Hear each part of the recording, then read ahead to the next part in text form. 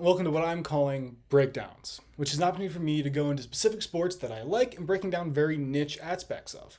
And today, despite the Joe Thomas jersey I'm wearing, one of Cleveland's best left tackles, I'm going to take a look at the defensive side of football, specifically the defensive line. Now, some background on why I like the defensive line. That's what I played in high school, and that's when I really got super into football. I kind of watched, but the Browns sucked, so it was just depression incarnate for as long as I remembered. But in high school, I started watching the D line to see what the pros did and trying to emulate it relatively unsuccessfully. But it kind of got me thinking about how a D line works, what goes into a D line, how a D line functions, and that's something I've continued going forward, and it's something I want to kind of continue to share.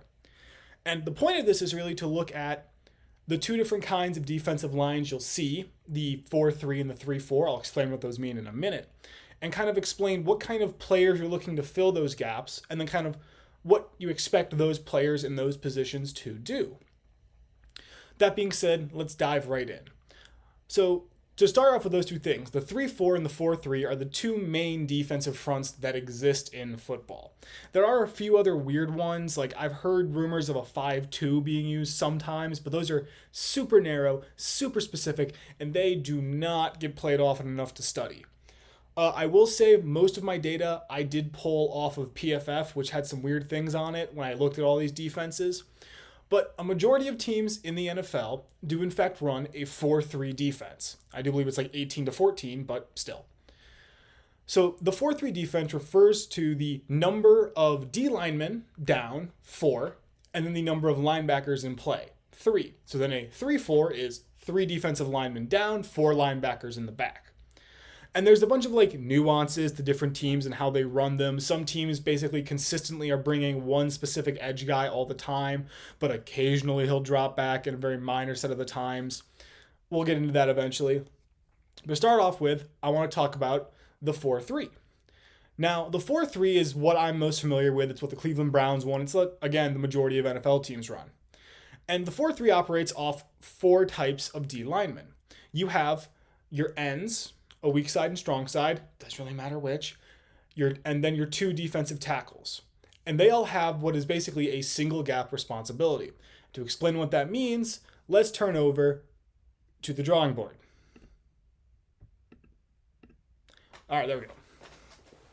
Now, what you see here is basically the offensive line. Center being a square, guard, tackle, and there might be a tight end, fullback, that doesn't exceptionally matter. What does matter, however, are these numbers I've drawn up. Now, the idea behind these numbers is that's where a player is lining up. So a 1 technique, a 2 technique being inside the guard and then outside the center. 3 technique being outside the guard, 4 technique inside the tackle, 5 technique outside the tackle, 7 technique you're running like a bat out of hell trying to get to the quarterback. That's what those numbers mean. And when I say 3 tech, I want you to understand I'm referring to shade outside guard. If I say 1 tech, I'm referring to shade outside center. Basically what that means. However, what this also tells us, and what is more important about this, is it tells you in a 4-3 what your responsibility is. So in a 4-3, as I mentioned, there are the 4 types of linemen you have. You have 2 ends, a tackle, and another tackle.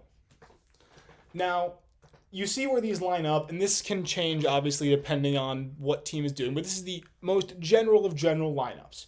You have end outside, tackle in a 3 technique, another tackle in a 1 or 2 technique, and then another end outside.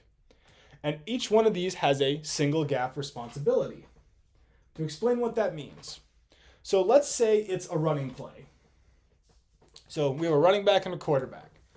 When the play starts, the ends have the job to basically work their way upfield and force the play back inside. Their job is to contain. So their gap is the outside gap, which I've heard referred to as A, B, and C. I'm going to refer to it as such. So they have basically to keep the play inside, and they want to force the running back to work here. Now, that's important because if an end messes up, and let's say this tackle gets this end good, and is able to basically lock them out, this running back can get the ball and cut here and possibly break it big, which is what no one wants, at least on the defensive side of the ball. Or if you're cheering for a Niners running back. Now, That's what the end responsibility is. Where it gets interesting to me is when it comes to the two tackles. Because realistically, this tackle's job is to shut down this gap and also take a double team. Now, as I mentioned earlier, there are 3 linebackers. Now, that double team is important because the goal of this double team is to realistically work your way up to one of these 2 backers. I would assume it's this one, but so these 2 are going to hit this one tackle, and his job is to basically fill this gap and hold this block as long as possible to prevent anybody from getting to the second level of linebackers. Because if these guys are free and this tackle does his job and plugs this gap, where's this play going to go? It's either going to hit right here, which linebacker to fill, or they're going to try to bounce it to here, linebacker to fill. That's the general idea of a 4-3 defense. Now, if it's a pass play, you kind of have different responsibilities, but the general principle is the same. Both ends are going to be on a rush to get to the quarterback and keep them inside of that pocket. You don't want them getting extra time going out. The tackle's job is to basically try to get pressure on the quarterback. If not, you don't. That's unfortunate. And this guy's job is much the same, but realistically, he's also going to try to suck up blocks again. That's kind of his job in the 1-2. You're likely facing a double team almost every play. But the one important thing here is that you kind of have the specific type of player you're looking for, because different defenses require different things. And that brings us to defensive ends. And here we have my 2 handpicked examples, Myles Garrett and Jadeveon Clowney. And you see that I've listed their heights and their weights to give you an idea of the kind of players you have at that position. And these are true defensive ends, not the outside linebacker hybrids that exist. Myles Garrett's 6'4", 272. Clowney is 6'5", 255. So you're generally looking for tall guys that are pretty lean, pretty quick, and can be strong. And it highlights something that I find super interesting. A lot of teams tend to have their premier back, in the Browns' case, Myles Garrett, and then their other guy, who's a little bit, not worse, but definitely better. And Jadeveon Clowney is certainly an exception, but it gets the point across. Myles Garrett is good at playing the run, and this is what the bad part of this example is, but a lot of times you have teams that have a pure pass rusher and then your run-stopping D-end, where one D-end is better at run-stopping than the other, but isn't as great at getting the sacks. He'll get them, but it's not his specialty. So you'll have someone whose main thing is getting the sack and somebody else whose other thing is generating, simply getting the run blocking done and getting the stops. Now, with that, I do also want to say that there is a sort of change in the NFL that's worth noting, is that you're starting to see a lot of teams using double edge pressures, meaning you have 2 really good D linemen coming off the edge. The Chargers are a great example of this. You look at some other teams, honestly, you can even say the Rams were one of those teams where you had 2 really good ends on both sides of the ball, the right and the left, which force your tackles to do a lot. But that's the general principle of a defensive end. You're looking for tall, fast players who are occasionally can fight off the strength, but they're always strong, but you want kind of tall, lean, and quick players to get off that edge quick, get to contain, and possibly get to the quarterback on passing downs. Next up, we return to the D tackles here, these 2 inside guys. And you're going to see a little bit of a difference in players here. Now, bringing this up, this guy is referred to as the 3 tech, lined up shade outside the guard. And bringing it up, you can kind of see that these guys are all definitely heavier. But I will note one thing. Cameron Hayward and Chris Jones both play the 3 tech position. And you'll notice that they are also under 300 pounds, roughly. Chris Jones is right there. He's also 6'6", so that's kind of an exception. But you'll notice that Fletcher Cox is the odd man out. Fletcher Cox tends to play in a 1 or a 2 on most of the Eagles' defensive line fronts. Now, the job of a D tackle, as I said, oftentimes is to keep those lanes full and try to get pressure on the quarterback. None of these guys light up the stat sheet. None of these guys have more sacks than defensive ends, but they're all very good at what they do. Cameron Hayward is great at getting into the backfield, blowing plays up, and causing plays to break. Chris Jones is much the same. He's able to get back there, stop the run, can rush the quarterback. Fletcher Cox, however, playing that 1 tech, is a run-eating machine. He ruins your day and he ruins your fun while doing it. And that brings up one important thing I want to talk about. This one tech used to have a different name in the 4-3, and only recently that changed. It used to be called a nose tackle. In high school, it's still called a nose tackle. And some of these guys in the NFL were called nose tackles up to 3 to 4 years ago. But for some reason, they've changed the name from nose tackle to another defensive tackle. You might wonder why I care about that. Well, I care about it for one reason, is that I think the nose tackle better describes what some of these positions do than defensive tackle.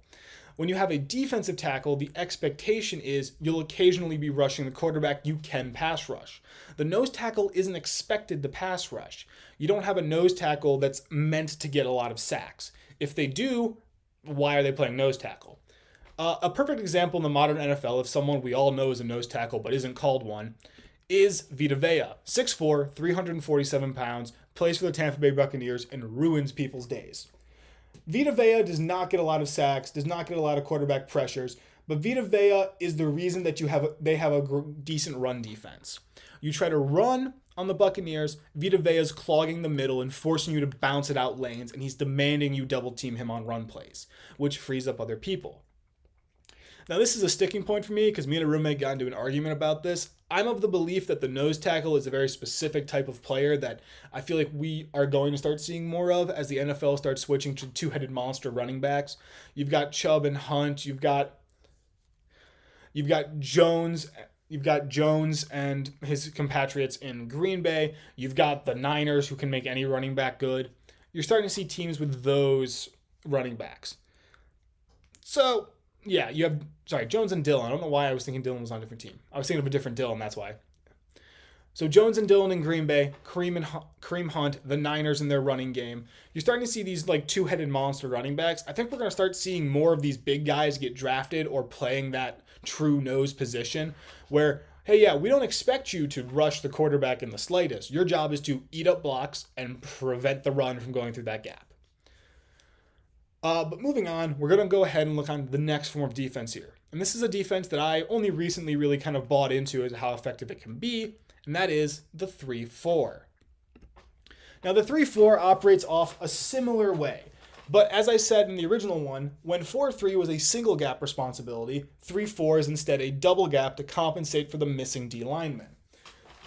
So you have what is called a nose tackle and plays the role of a true nose tackle, lining head up on the center. You then kind of have what they call a defensive end line up in a 3-tech, and then a defensive end line up either head up on tackle or shade inside. I prefer the head up style because I think it works better.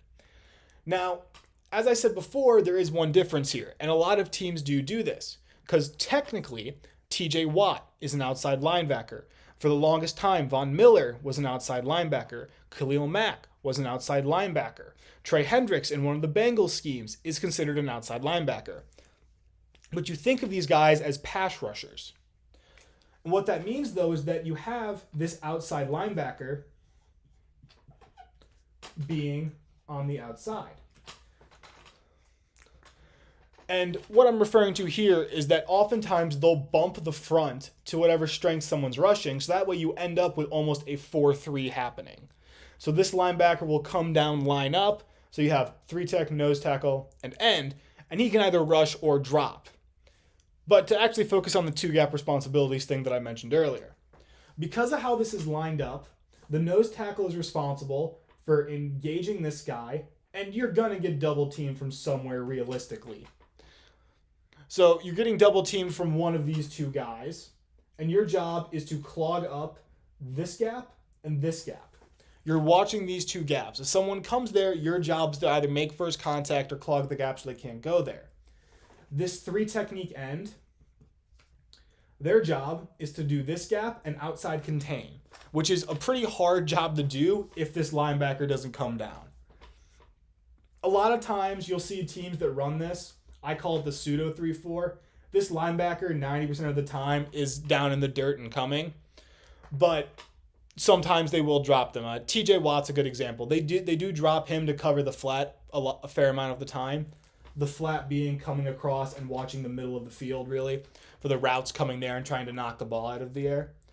But a lot of times that's what'll happen. But if that doesn't happen, this end's got his work cut out for him, and he has to contain all of this outside. This end, however, has, again, the same responsibility, but it's a little easier because he's on head up on that tackle and he can work outside inside. And to give you an idea here, this nose tackle has a heck of a job. And this is where you see kind of the true nose tackle weights come in. Because, for example, you have Dalvin Tomlinson, who is 6'3", 325 pounds. Now, Dalvin Tomlinson is a big person. If you remember earlier when I brought up Vita Vea, who is 6'4", 347, you lose an inch in height and you lose about 20-ish pounds to get Dalvin Tomlinson, who is not a small person, is very strong and very large. Dalvin Tomlinson is the kind of nose you're looking for in the 3-4. He can command that center presence, and he's not going to let you move him easily out of the way, and he demands you double team him if you want to try to move him, which, if you're a decent team, should get a linebacker free. But for defensive ends, they're normally very much the same as Myles Garrett and Jadeveon Clowney. They're kind of playing this specific end position, and occasionally they can line up in a 3-tech position. However, I want to bring up one very specific player in this case who is called a defensive end. Aaron Donald, who is 6'1", 280 pounds, and exclusively lines up in a 3-tech. This is more an argument, again, I got into with my roommate when it came to, hey, why is Aaron Donald a defensive end considering he exclusively lines up in a 3-tech? My roommate said, well, it's because they're in the 3-4. I was like, yeah, but aren't they always bringing in outside pressure on that side? He was like, most of the time. So why is he a D-end? Someone explain that to me. That's me being mad at the NFL and their naming systems, but that's besides the point. But Aaron Donald is sort of not the archetypical, but rather the ideal 3-tech D-end in this system. Somebody who is very quick, very strong, and capable of rushing from this 3-tech position or working outside to contain and beating most people off the ball. He's kind of known for that. And finally, I want to bring up the outside linebackers here, because these guys do matter in this system a lot. And sometimes they're Trey Hendricks, who's basically a defensive end, or they're guys like TJ Watt, who you know are a freak. But I'm going to bring up one that not a lot of people really think of. Bradley Chubb, who's 6'4" and 275. That's not your archetypical linebacker size. No, Bradley Chubb is one of the, I like to call him pseudo linebackers, where you know majority of the time he's coming off the edge on a rush. If he's not, then you know someone else is coming to make up for his production. But that's kind of the idea of this, is that you'll have, generally in the 3-4, you're realistically probably going to be bringing a linebacker most of the time, unless it's a guaranteed passing down. And even then, one of those guys will eventually come. But that's kind of the big differences between these. In the 3-4, you're very much relying on your D-line to cover gaps and prevent things from happening. In the 4-3, you want your D-line to make plays. Now, if you bring linebackers, you open it up and things change, but a lot of it depends on situation, because obviously a passing down is a very different situation for a 4-3 than a 3-4. Because in a 4-3, and they read pass, this guy's bad out of hell to get there, this guy's bad out of hell to get there, this guy's bad out of hell to get there. And realistically, they might try to double team him, which means they bring someone here, or they're throwing a double team on this guy. So it's like the game now on a pass is this. But run defense is where it matters a lot, because run defense is where you see a lot more of the two tackles. But on a passing down, that's where you see the ends come into play a lot, because you need to pressure the quarterback to get the pass off quick, so your corners aren't left out to rot. See the Falcons-Browns game. But that's sort of the end of that point, and the end of a lot of my big points to make about this. Now, I hope you all found that informative, because I do enjoy talking about defense, and my big thing I wanted to preach from this is that a lot of the D-line situations are entirely based on personnel and scheme fit. Now, if you look at the Browns defense, we run a 4-3. We run a relatively standard defense. We occasionally bring blitzing pressure, but we like our D-linemen doing their job and getting it done. We like having the playmakers at defensive end. We like having the D-tackles and the 2D tackles apparently that get down there and get their job done. But that's a different scheme than what you could say another 4-3 runs. Let's bounce over to another 4-3 that I remember, which I believe correctly was the Raiders. The Raiders ran a 4-3, but they had a very different setup where not Raiders. Raiders ran a 4-3 very similar to the Browns, where they had they had the really solid defensive end in Max Crosby and the rotational defensive ends they would bring in. Jumping over to if you are to be honest with me, the Ravens, however, are very much a blitz-heavy team, relying on a lot of quick pressures coming from those players. Well, that's all I've really got for breakdowns. Next time, I'm hoping to take a look at the offensive line to give you an idea of the archetypical players at those positions, what you're looking for in a guard, a center, 2 tackles, kind of how O-lines come together and how those teams work. Well, thank you for listening. This has been Breakdowns.